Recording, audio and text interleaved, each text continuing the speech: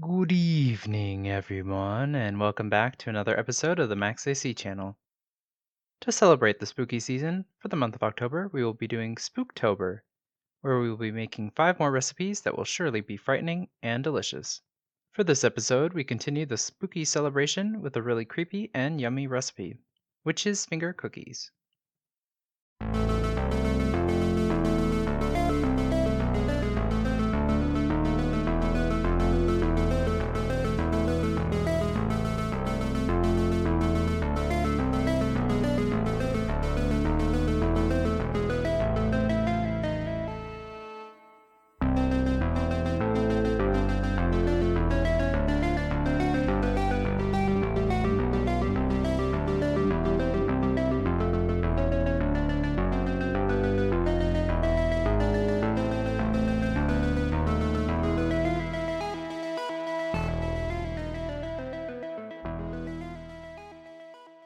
For this recipe, you will need 1 cup of softened butter, 1 cup of powdered sugar, 1 egg, 1 teaspoon of almond extract, 1 teaspoon of vanilla extract, 2 3/4 cups or so of all-purpose flour, 1 teaspoon of baking powder, 1 teaspoon of salt, or half teaspoon if using salted butter, 3/4 cups or so of whole almonds, candied almonds, or almond slices, and some strawberry or raspberry jam, or any other red fruit spread to act as blood. And in addition, if you want to make the fingers green, you can use green food coloring, of course, but I recommend using 2 to 3 tablespoons of matcha instead, since it'll add a nice flavor pairing with the almond and vanilla cookie while also giving it a ghoulish green color. But either way, you don't have to make them green if you don't want to, so it's up to you. This amount should be good enough for about 48 fingers or so, depending on how big you make them, so adjust accordingly. First, in a large bowl, beat together the butter and powdered sugar until it turns fluffy and light in color. Then add in your egg, almond extract, and vanilla extract, and mix until everything is incorporated. You may also mix in your matcha powder at this time as well if you plan on using it. Next, add in the salt and baking soda, and gradually add in the flour a little bit at a time, and mix until everything is well combined.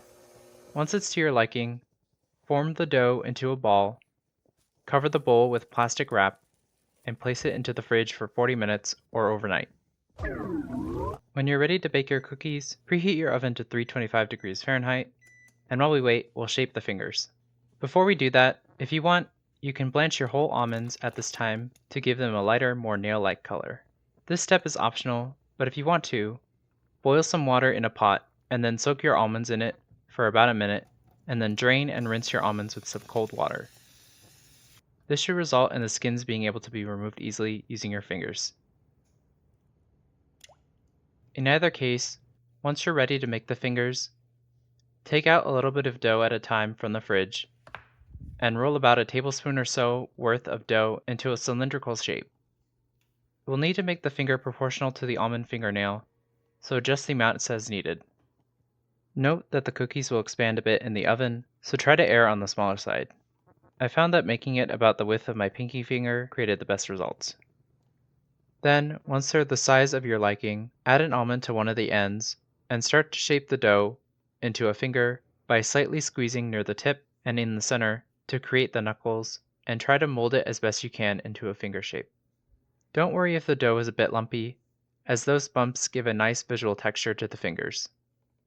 Then, if you want to make them even more realistic, you can use a knife or toothpick to cut into the dough slightly, making the finger wrinkles. Repeat this until all of the cookies are formed, and you may place the completed witch's fingers into the fridge to keep them from melting if needed while making the rest of the fingers. Once all of your fingers are shaped to your liking, on a baking sheet lined with parchment paper, place your cookies, leaving enough room in between them. Then, once your oven is ready, bake your cookie fingers for 20 to 25 minutes or until they turn a pale golden color. Once they're done, let them cool for a little bit before we start decorating them. While we wait, you can heat up your jam a little bit over the stove to make it slightly runnier and easier to work with. When you're ready, lift up the almond nail from the cookie and add some jam to the nail bed, and then place the almond back over the jam. Then you can dip the other side in the jam as well, and you can even paint the rest of the finger with some jam if you want some extra bloody fingers. Then, when they're all ready, serve with some jam to dip with if desired, and your witch's finger cookies are ready to eat.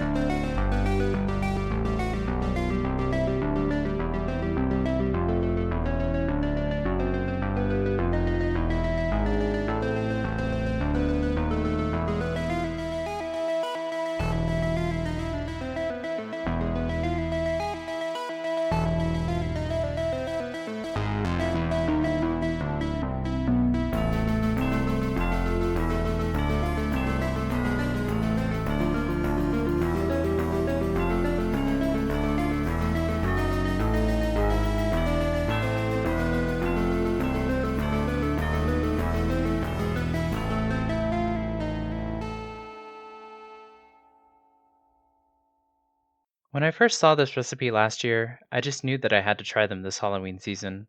They look so realistic, and they taste just as good as they look. Speaking of which, in terms of taste, the cookies themselves are very reminiscent of shortbread cookies, especially with the addition of the jam. And they have a similar texture as well, with these being in between a sugar cookie and shortbread. The added matcha for the green fingers gives the cookie a nice, subtle green tea flavor, which complements the shortbread flavor very well. Plus, the fingers do look really green, which is another bonus. I wasn't actually sure if the matcha was going to work, since I came up with the idea myself, but the results turned out way better than I expected, so I definitely recommend using it if you want to dye your fingers green, or even if you just want good tasting cookies.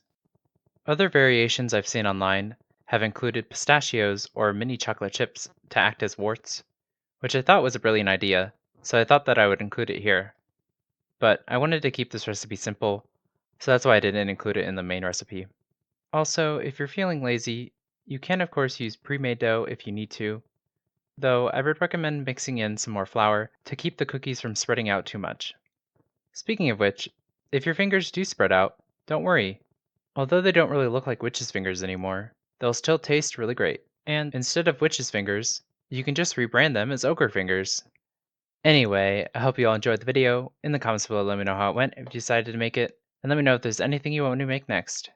Like the video, share with your friends and family, and subscribe to this channel for more episodes of the Max AC channel. And remember, if you want to stay cool in the kitchen, turn your AC to the max and watch the Max AC channel. Hmm.